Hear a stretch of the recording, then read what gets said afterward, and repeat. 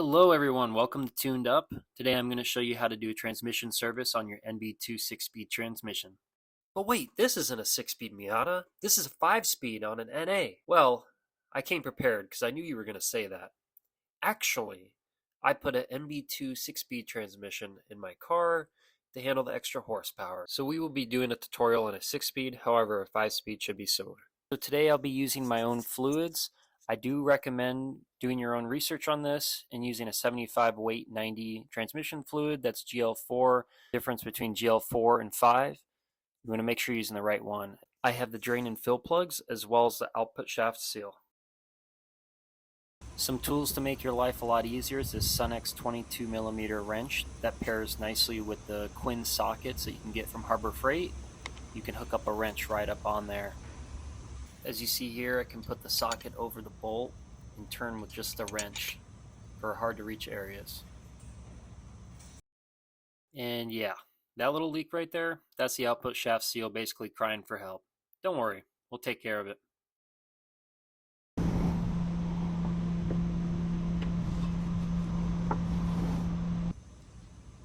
While this is draining, we're going to go ahead and work on the output shaft seal. Alright, we're going to start with removing the drive shaft from the rear differential. Now if you don't have access to an impact gun like me, you can put the transmission into a gear or have somebody hold the brake pedal for you. Make sure you mark the holes of the differential and drive shaft exactly how you took it out so you don't get any unwanted vibrations.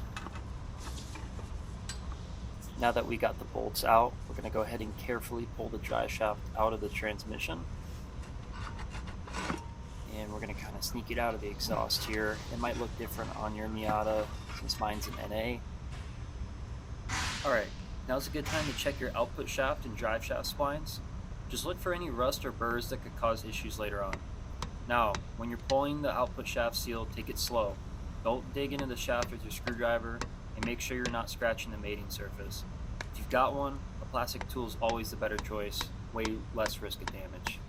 As you can see, I'm just working my way around, taking it slow, making sure you're getting it out evenly. It was at this moment he knew. And we'll lube up this seal with a little bit of transmission fluid.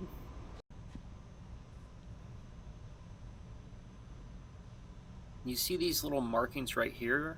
It says up and down. If you put it in wrong, you're basically giving your transmission a new way to leak, and nobody wants that.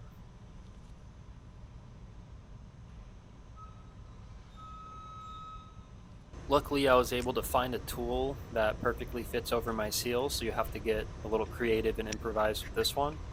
Just make sure it wraps it around nicely so when you tap it in, it goes in evenly. Now I'm tapping the seal into place. Take it slow and steady. You want it sitting flush all the way around. One wrong angle and you can end up with a leak, so patience is key here, and make sure to check your work once you're done. Now we can install the drive shaft with an assembly or lithium-based grease. Make sure not to use too much, a little goes a long ways with this one. As you can see here on my previous markings, I'm going to go ahead and put it exactly how I took it off so I don't get any unwanted vibrations.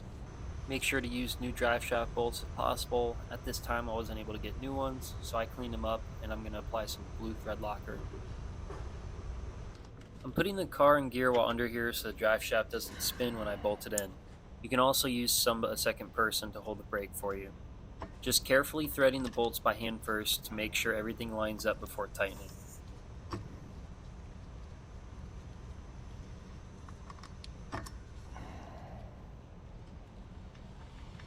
Now that the bolts are snug, I'm going to go ahead and torque down the drive shaft bolts to 40 to 47 foot-pounds. I use the lower end of the spectrum at 40 foot-pounds. Make sure your torque sequence is in a circular pattern.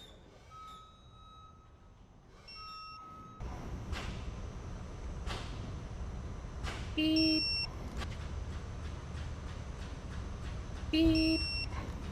Here are the drain and fill plugs. This one's going to be the drain with the magnet on it, so make sure you put that one on the bottom. And then the fill plug will have a hole in the center of the threads. Make sure to use new plugs and definitely new crush washers. Once the transmission fluid is dripping, you can go ahead and screw the drain plug back in and torque to spec. I use the lower end of the spectrum at 20 foot-pounds. Today we'll be using the multi-transfer pump from Harbor Freight. You can get one of these guys for $7.99. Now the kit will come with instructions, however I want to give you a visual representation. You're going to go ahead and cut the hoses in half so you don't have all this excess hose everywhere. Put these black caps over the nipple of the transfer pump once the hose is inserted, just like this. And now we're going to insert the inlet of the hose into the fluid and the outlet into the transmission and just keep pumping. And here comes the fun part, pumping fluid into the transmission. It's basically a workout for your forearms and your patience. And once the fluid comes to a drip out of the inlet of the transmission, you can go ahead and put your new plug and crush washer in, and I torque to 20 foot-pounds. Miata says thank you for watching, and so do I. I'll see you guys in the next one.